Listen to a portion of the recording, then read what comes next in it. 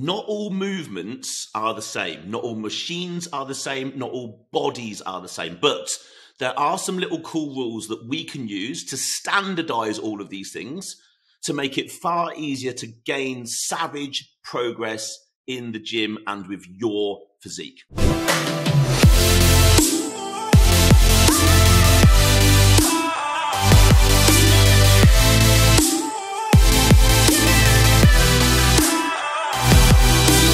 So, Alphas, welcome to a brand new year. Happy New Year to you. I hope that you're well. I hope your family good. Welcome to 2023. And if you listen to the last podcast, I hope you've certainly gone and had a look at the Fat Loss Challenge solution that we're putting in front of people. If you've no idea what this 14-day Fat Loss Challenge is, please go and listen to the episode from, I think it was the 28th of December. Go and have a little look at that. If you missed that episode because you were busy with family, I suggest highly, if you're looking to get a little bit of a kickstart and a good run into this year in terms of your health and wellness, definitely go and have a little listen to that episode. There is hopefully a compelling solution in there for you that's entirely free that you might want to go and have a look at. But today, what are we delving into? So exercise execution 2.0. I have done a podcast on exercise execution as part of the initial training series, but I just felt like geeking out a little bit further, if I'm absolutely honest. This is going to be probably will end up being a longer than usual episode. And we're just going to have a little bit of a wander through just some thoughts and ideas that come to my mind when I start to think about exercise execution without trying to, I don't want to sit here and try and overwhelm anyone. I don't want to try and be too technical and too jargoned with what I'm trying to talk about. I want to try and open your eyes to some thoughts and maybe just plant some seeds in your mind for things that you would like to go and find out more about. This is a podcast. You can also go and watch this on my YouTube channel, which there'll be a link in the show notes for, because I might use arms and limbs to try and describe some of what I'm going to talk about. On a podcast, I'll try and be as visual as I possibly can with the wording that I use so I can plant sort of a visual aspect of what I'm trying to describe in your mind. But if you struggle and if I do a shit job, basically, then of course go to the YouTube channel. It might just help a little bit. So exercise execution, we're just going to dive into a few things here. So to start with, I want to talk about active range of muscles. Okay, so we're going to talk about active range of muscle. Easy for me to say. Active range of muscles and their three working areas. Okay, so we're going to delve into that. We're going to go into something pretty geeky that's about strength curves and resistance profiles, which could be quite opening for you. And then also just some actionable things that you can take from this information and apply in the gym the next time you go and train and just play with it. Technically, some of these things you will get right or wrong, but like expect to go and get stuff wrong because then you'll learn from it. If you then take some of these thoughts into the gym, it's an exploration into your continued learning in terms of the progression of your skill in the gym, right? So active range of muscles and their three working areas. Oh, I said it better that time. I want to differentiate between joints and muscles active range. Okay, we could say that there is an active range of a joint and there's an active range of a muscle, okay? And they're not necessarily the same. Well, they're not the same, I would say. Let's just say, for example, this is going to be an arbitrary number, but let's say a joint has an active range of 100. In other words, if I flex my arm from the moment it's fully extended to the moment it's fully flexed and my bicep touches my forearm, yeah, if you can imagine that, like I'm doing a curl, basically. Let's just call that 100 because it's as far as my elbow goes, okay? So that's not necessarily a good, depending on how we place our body and what movement we're doing, that's not necessarily the right working range of the bicep. Okay, so if we're gonna look at the working range of a bicep, maybe it's actually only 70 out of that 100. Okay, think about that. So just because the joint goes a full distance, do we want to take a movement through that full distance? Now, everyone says, oh, you should use a full range of motion. That's such a wide statement. Full range of motion of what? And in what setup? and for whose body on what machine. It's a good statement, because it's kind of, yeah, okay, we should use a full range of motion, but define full range of motion, because it's bloody well different in every circumstances. Just because a joint goes to 100 doesn't mean that we must always take a muscle to the same 100. It's quite person dependent. It's also movement dependent. Often in a movement, if we take the range too far, the tension on the target muscle drops off. The load transfers into the joint. Often in a movement, if we take the range too far, in other words, we use the joint too far, the tension can quite often come off the muscle and sort of goes into the joint. It transfers the load into the joint. And a lot of people do. This is why a lot of people have joint pain. We should never have joint pain when we're training. If you have joint pain, you're doing something wrong. It's bad news. So we need to protect our joint health, and we bloody well want muscular progress, don't we? Let me try and give you an example. Picture a laying hamstring curl. So you're laying on your front and you've got like a hamstring curl over sort of your Achilles tendon, bottom of your calf, and you're doing a max set. So this is like the most amount of weight that you can theoretically use. And you keep letting the machine go all the way down to the bottom until you have a straight leg. Now, the weight doesn't touch down, so all of the tension is still on your leg, but you've allowed your leg to fully straighten. Picture that.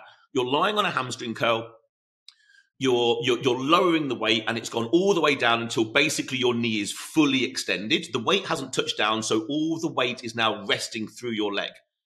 Think about that. Does that strike you as wise? I can tell you that this is quite unsafe. It will put a huge amount of stress in the knee, because the knee is being pushed in the wrong bloody direction. Think about that. The knee is now fully extended and the weight is trying to bend the knee in the wrong direction. And due to the hamstring at this point being fully lengthened, in other words, technically quite fully lengthened, the risk that you're putting in your hamstring of a pull or a tear goes way, way, way up. And I can tell you from personal experience, having hurt myself on a laying hamstring curl quite badly twice, this is what happens. It won't be generally speaking, it won't be as you lower it. It will be as you kick to try and come back up. Normally, when you do that from a fully lengthened muscle, you're at risk, potentially. Everybody's different. Every machine is different. The circumstances are different. But technically, if you just picture yourself in a laying hamstring curl, you've got the max weight and you've fully extended your leg out. That, if you're going to hurt yourself, that's when it's going to happen. Okay? It would be far healthier, and it is far healthier, if you just kept a bloody bend in your knee and just didn't go all the way down. So rather than going all the way to that 100, because the joint will go to 100, you've gone to 80. So you keep a little bend in the knee, which means your hamstring is under load, under tension, and your knee is just sitting there happily underneath, well, in the middle of the movement, so to speak, but the tension is on the hamstring. You're so much safer. And also, the tension is on the hamstring, which is kind of the point of everything that we do. This should be a consideration for everything you're doing now. Everything you're doing. You could picture nearly exactly the same thing on something like a preacher curl. Now, preacher curls can be at all different sorts of angles. But if somewhere your hand is sort of going straight down to the floor, somewhere your arm is more out in front of you. If you picture one where your arm is out in front of you, you could like lower that all the way down and be exactly in the same position where you've got your elbow trying to be forced completely in the wrong direction. And now you've got a bicep that's fully lengthened in a very vulnerable position. Okay, so that's the first thing. Just start now considering when you're doing a movement, one thing to do is, if it is safe to do so, try and train and listen to what feedback your body is giving you. Don't look in a fucking mirror. People are, I need to look in a mirror to see my form. Well, that's a problem, because now you're focusing on something external, what you're seeing in the mirror. You're distracted. You're not actually focused on the fucking thing you're doing. You're just watching yourself. It would be far better to record yourself, forget you're recording yourself, do the movement, close your eyes if very safe to do so, and focus on what you feel. What does your body tell you that's happening? Can you feel the tension in the right muscle the whole way through the movement? Do you feel in control of the movement for every inch? Are you getting pain coming through a joint? Like, what do you feel? Not what can you see in the fucking mirror. Mirrors are a distraction. You know, standing, the amount of times I see people standing on a cable machine with their head completely turned to the side, watching themselves in the mirror. I'm like, what are you doing? Stop it. Like, just focus on what the feedback your body is giving you. So every movement you now do, just go and start exploring that for yourself. Full range of motion is good, but now in your mind, think, okay, well, what is full range of motion? Do I need to go all the way until this thing is fully extended? Does it feel a little bit vulnerable? It kind of does, and I have hurt myself here before. Okay, those are the signs. A shorter range can quite often be a safer range, but again, you could have a very big range on a certain machine and a very short range on another. It just is dependent on the things. But my point being is, it's down to you. You've got to start paying attention to what's going on. Now let's cover the 3 phases of a muscle's working area, okay? So there are 3. So as you're contracting let's imagine you're contracting your biceps, you're doing a bicep curl. There, technically, you could put your body in a position to work 3, theoretically, or work more in 3 different ranges. Those 3 ranges are mid-range. This is where your body spends most of its time. Okay, if you kind of just do a movement and you don't like, it's the easiest thing you can do, chances are it's going to be mid-range. Let's pick biceps, a standing barbell or dumbbell curl. So your arms are down by your side and you curl it up. That is the mid-range. You are neither fully lengthening your bicep technically, and you are neither fully contracting it. And I mean fully lengthened and fully contracted. You're working it through its mid-range, which is where most people spend most of their time. Okay. Then you've got fully contracted. This simply means you put your body in a position so that when you've fully done the movement, your muscle is technically as short as you can get it.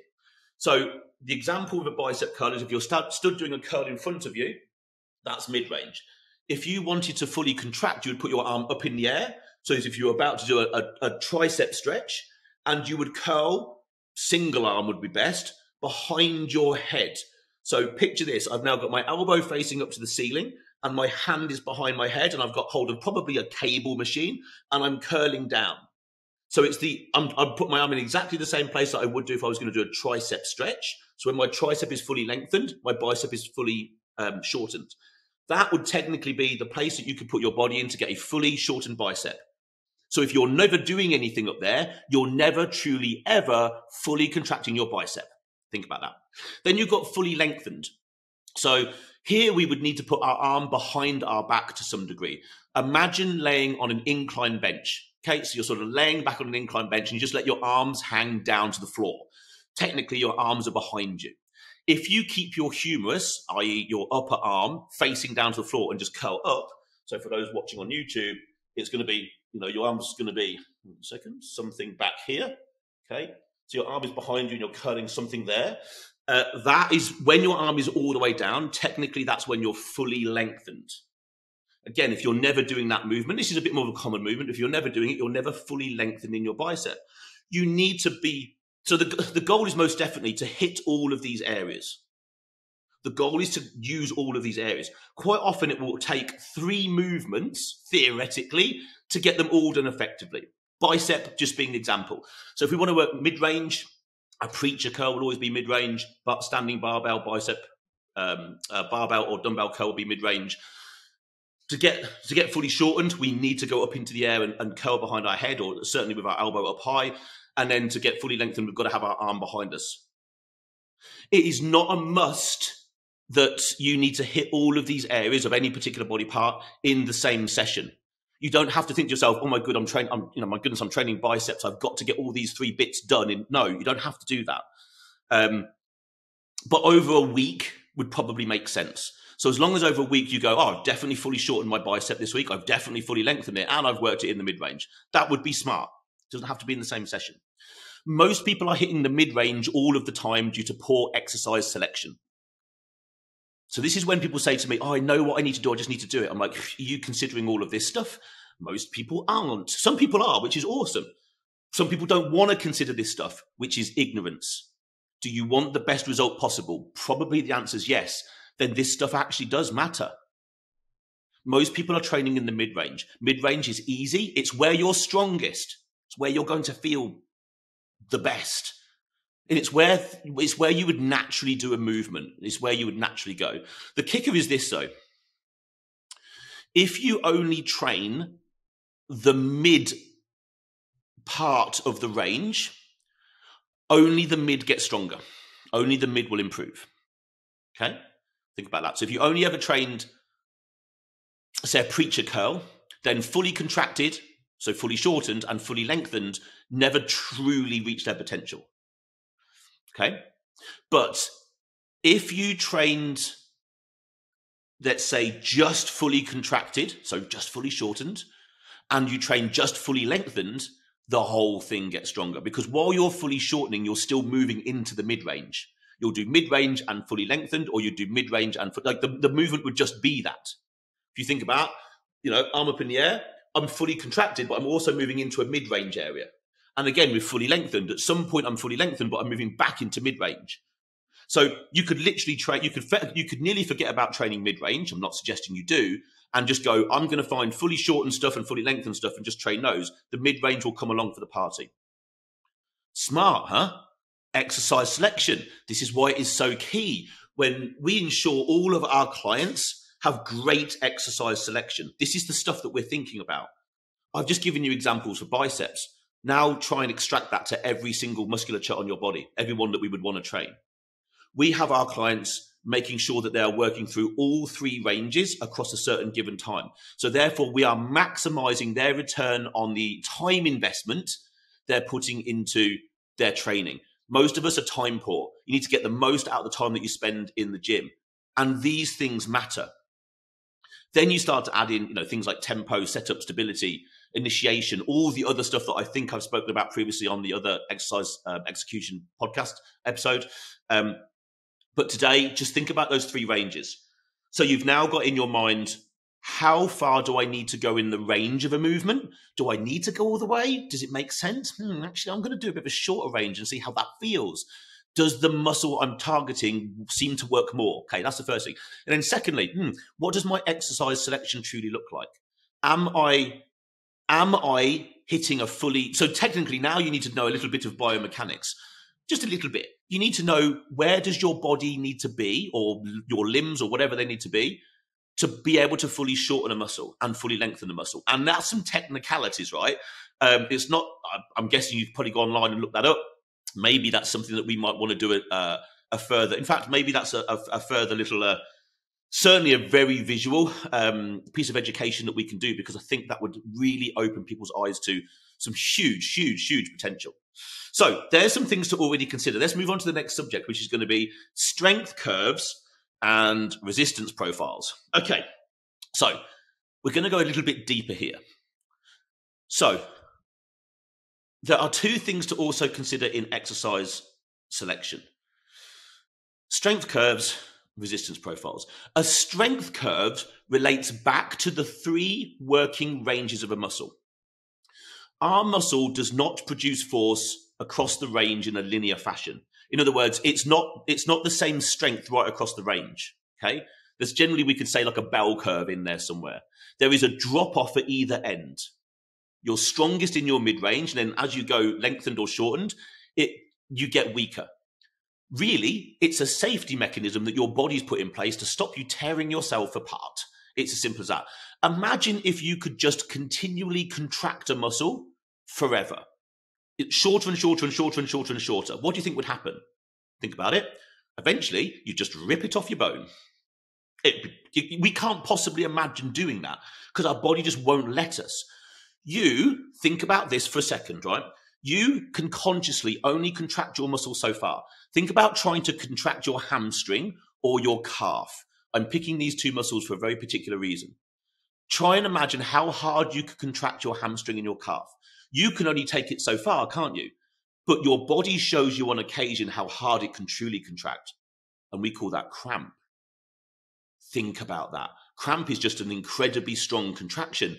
You can't contract your muscle as strong as your body can. You can't consciously do that. I know we could all do something and create cramp, right? That can be done, but you can't really contract your muscle as hard as cramp. Cramp is an uncontrollable thing. It's something that you're not really doing. but it shows you your muscle could just continually contract until essentially it's going to start ripping itself into shreds. So we need to consider that we're getting weaker at the end of the ranges. This drop-off needs to be considered in our selection of movements and the type and the quality of the kit that we use. Again, exercise selection is key. Okay, so just understand that the more you contract a muscle, it's getting weaker. The more you're lengthening it, it's getting weaker. Remember that. That little piece of information is really important. Now let's look at we're going to come back to that, by the way, but now let's look at a resistance profile. This is now really more to do with the movement, or let's just talk about machines, and we might talk about some dumbbells, but let's just talk about machines for the moment. So a resistance profile is the way a machine exerts its force back onto you. Okay? Again, it's not linear. Sometimes it is, for sure. But for the most part, it's probably not. So just like our muscles are not linear, neither is the force exerted from the load on a machine. Some kit is shocking. Some kits, like resistance profile, is awful. I'm going to try and explain to you why they can be bad and what we need to look for and how we need to make it work for us. Some machine makers now certainly fully understand this and produce kit that flattens out the resistance profile. Now, what I mean by that is our goal. So let's go back to resistance profile. So ultimately, some machines, let's say, as you pick it up and move it towards you or push it away from you, maybe the load seems to get heavier or seems to get lighter, depending on where the axis is in the kit, where the loading is on the kit, how the handle moves, the length of the handle. All these things mean that if you could really look at how much poundage you're feeling coming through the machine as you go through the range of the movement of the machine, it's going to change. Okay? I'll give you some examples on different machines in a minute. But our goal is simply this: to at least match the profile of the machine to the strength curve of the body. So think about this. As you move a machine or indeed do an exercise, as you're contracting, would it not make sense that our perception of the load seems to get lighter? Our perception of the load, in other words, well, even technically, the load exerted on us gets slightly lighter as, guess what? We're contracting a muscle and it gets slightly weaker. Because otherwise what we do is we tend to swing stuff because we can't fully contract. So we swing, we use momentum, we use inertia to get past sticking points. Okay? If you could pick up a piece of equipment or use a piece of equipment whereby as you go, let's say as you fully lengthen something, let's imagine that laying hamstring curl again. How about if we had a piece of kit that's made in such a way that as you lengthen it fully out, its force becomes less on you. In other words, it's matching you. Think about that. How cool would that be? One, damn sight fucking safer. Two, you would just have this sensation that it's working with you and you've got a really nice smooth contraction the whole way through the movement. So let's try and give some examples. So imagine a leg extension. Where you get, so a leg extension, you have an opportunity to nearly fully contract your quad. Nearly. So it would make sense that as you extend your leg up and you are extending at your knee, the leg extension's force drops off ever so slightly. How much it needs to drop off, goodness knows. I'm sure there are some pretty cool calculations to work that out. I don't know them. I can just tell when something's doing it or isn't. So let's imagine as you lift up a leg extension, it should get slightly lighter. Now, if you look on certain pieces of a kit, they'll have like cams on them and they'll be kidney-shaped cams. Again, I don't understand this and I wouldn't be able to make one, but that cam is allowing the machine to drop the weight off. It's exerting its force on you slightly less. So it's matching your strength profile. Think of a dumbbell raise. This is a really good example. You're stood up, you're going to do a lateral dumbbell raise. And you pick a weight that probably you could do the first part of that movement with really well, and then that top bit gets really difficult. So what do? You bounce your knees, you swing, something happens that's not good. This is adding in a slightly third thing to consider, which is something called a moment arm, which is As you're holding the weight by your side, the dumbbell raise, the moment arm, i.e. the axis and the weight, are on top of each other. So the axis being your shoulder, that's the thing that's going to pivot, and the weight is directly underneath, which means the force is fuck all, right? You now hold that dumbbell straight out to the side of you like a T. The distance between the dumbbell and the axis is now the fullest it can possibly be. Your arm is straight out at a right angle. Now, just technically, that dumbbell is exerting as much force on you as it possibly can, isn't it? Because it makes sense, right? You know that that's going to be the most difficult part of a dumbbell raise. But also, it's the most difficult when your side delt is contracted. It is literally running the opposite way. Think about that. As you're getting weaker at the top of a side dumbbell raise, the fucking dumbbell is exerting more force because the moment arm has increased. It's a shit exercise. I'm not saying don't do it. If you really enjoy doing it, do it. But if you really wanted to drill down and make that movement better, you wouldn't use a dumbbell.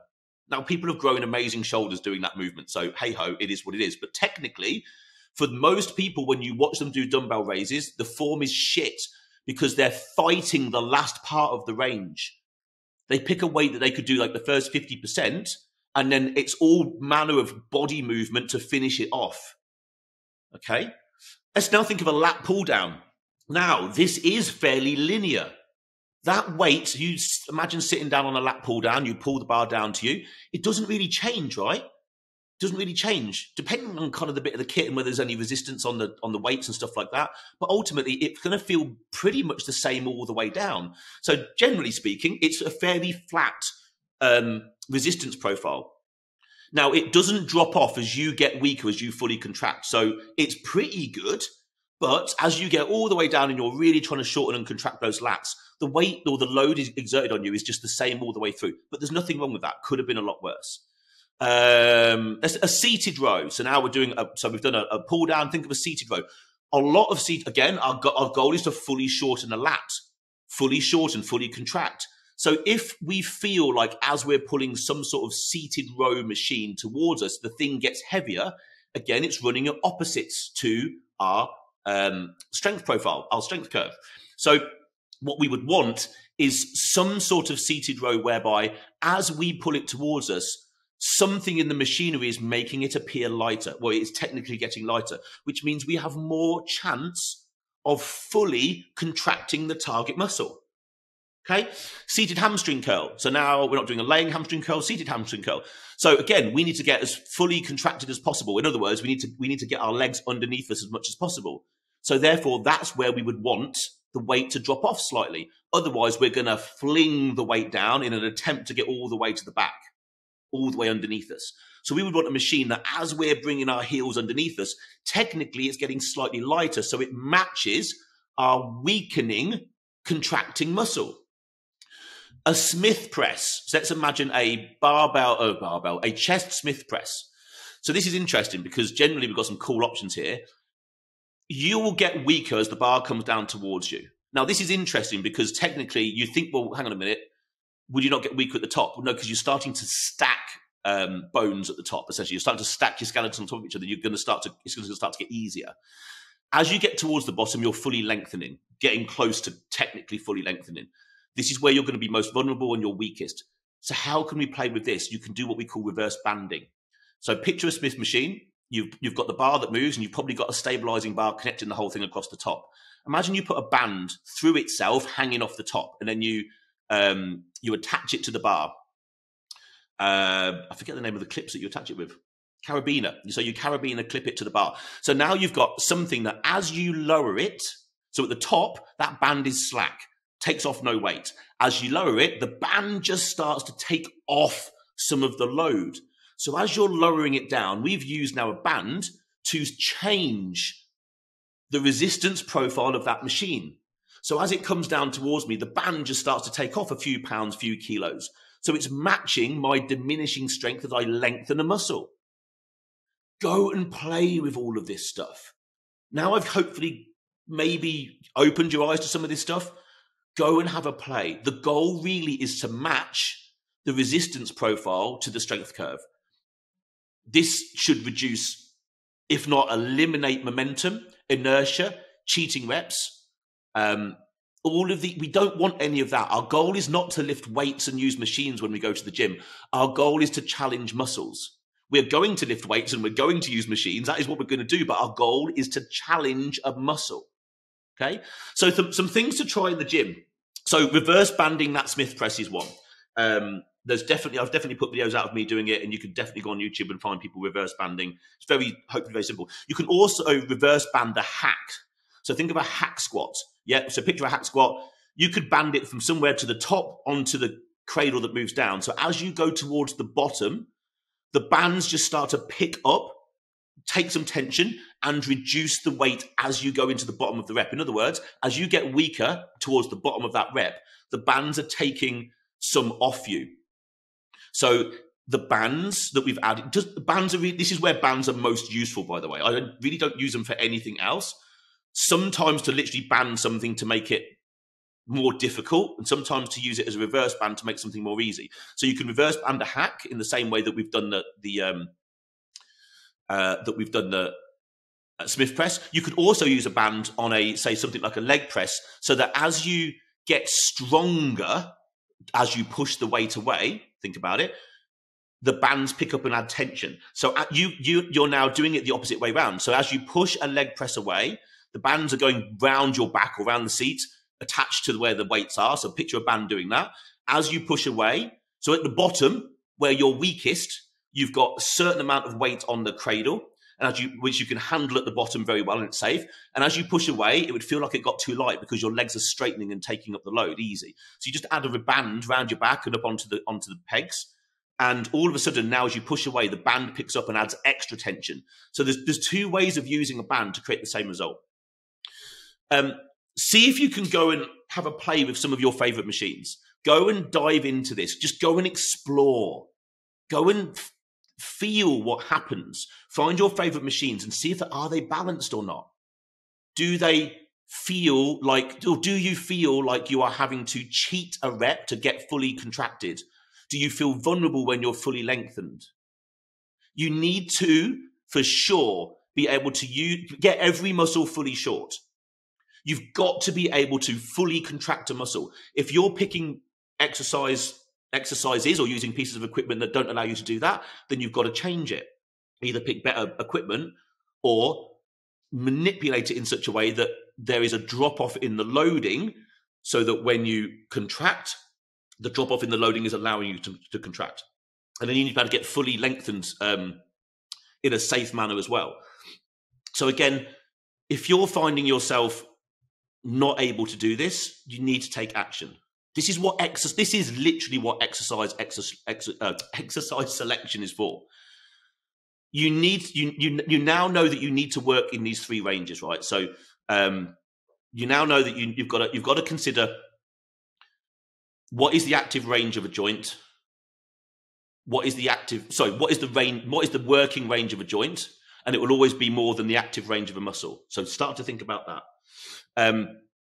Then start to think, am I just working in mid-ranges, or am I ever fully shortening something? And am I ever fully lengthening something? If you don't know how all this stuff works, and if you don't know where a body you need to put your limbs in to get things fully lengthened and fully shortened, then just go fucking learn. Don't sit there and go, well, I don't know how to do this. That is not I didn't know how to do this. No one came along and just started I had to go find this stuff out. I guess at some point I stumbled across this and I'm like, this makes a hell of a lot of sense. There is you have no excuse. If you've listened to this and you're like, I've never heard of any of this shit before, now this should not be the last time you hear about it. You should now go, if optimizing your physique, body longevity, muscularity is part of your goal, you should now take some of these pieces of information and go and find out more. This was just hopefully a catalyst just to start to plant a seed in your mind that, when someone, if you've heard yourself say to yourself, I know what I need to do, I just need to go and do it. Do you? Because have you considered all of this stuff? If you have, fair play. Like, you and I can be friends, right? You and I are going to get on. We'd be able to talk for a long time. If you haven't considered any of this stuff, then I hope this has helped. I hope this has given you oh my goodness, I hadn't really started to think about things on this level. Because the moment you start to look at an exercise and judge whether or not it's going to work or not, these are the things I look at. Will I be able to work a muscle in a given range? What does this particular machinery or equipment or movement match my strength profile?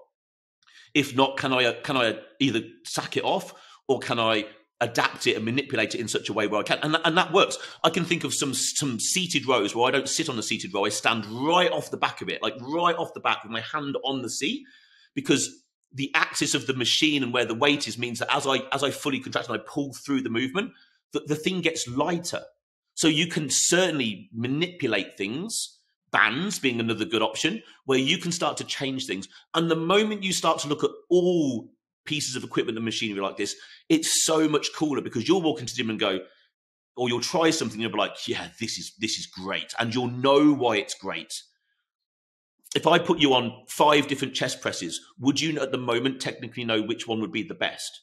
Now, define best, right, is the next thing to consider there, because best for me won't be best for you, won't be best for somebody else.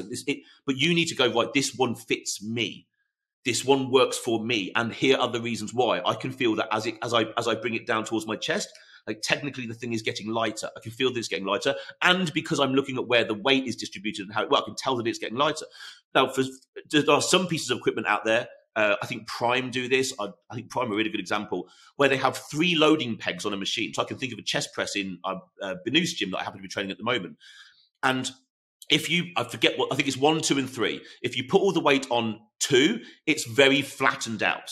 If you put all the weight on 1, the bottom one, as you try to fully lift up the thing, the damn thing gets heavier. If you put all the weight on 3, it starts off heavy and gets lighter. So you can literally, it's like they've worked this stuff out for you. You literally decide what you want the machine to do for you and where you want it to be easy or heavy, and you just put the weight on it. So if you see Prime kit, I think it has a little green logo, generally speaking, and I'm sure other companies do as well, but I just happen to be using a lot of Prime kit at the moment. It's literally laid out for you. And I think it even tells you on the side, if you want it to do this, put the weight on that number. It's really easy. But if you don't, you need to go and learn this stuff. So I really hope, a bit of a longer episode, but we've really delved into some cool stuff here. I hope it's enlightened you. If you want to learn more, we can teach you. Okay? Don't just listen to this and be like, oh, it's gone straight over my head, Andy. I just want to get in shape. Well, yeah, don't we all? So this stuff actually matters. If you're not paying attention to this stuff, you're losing ground. You're not maximizing your potential. I'm not going to say you're going into a gym and mindlessly training, certainly not, but your goal should be always to take it up a level. And even if from this, I'm just going to try and work out how to fully contract and fully lengthen a muscle, that is going to take you a long, long, long, long way. And then once you've mastered that, you'll be like, what was he talking about? Strength curves and resistance profiles. I'm going to start to delve into that. And if you want help, we're here.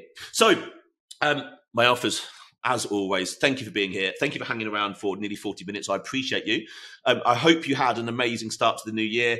Again, I'll leave the link in the show notes for the Fat Loss Challenge, because that is literally happening right now. So if you want to have a little look at that and what's been going on in the background and how we're helping people get the best possible start to 2023, go and check out that link, dive into that. There is an app waiting with your name on it, more than likely, to sort of help you get a really cracking start with a fully tailored solution the other side of it. That's the key thing there. So again, as always, please share this podcast with someone you know and love who might benefit from it, of course. And if you're a first-time listener, welcome. Thank you so much for being here. Give us a 5-star review. We'd appreciate it, and I'll give you a shout out. But for now, Alphas, over and out.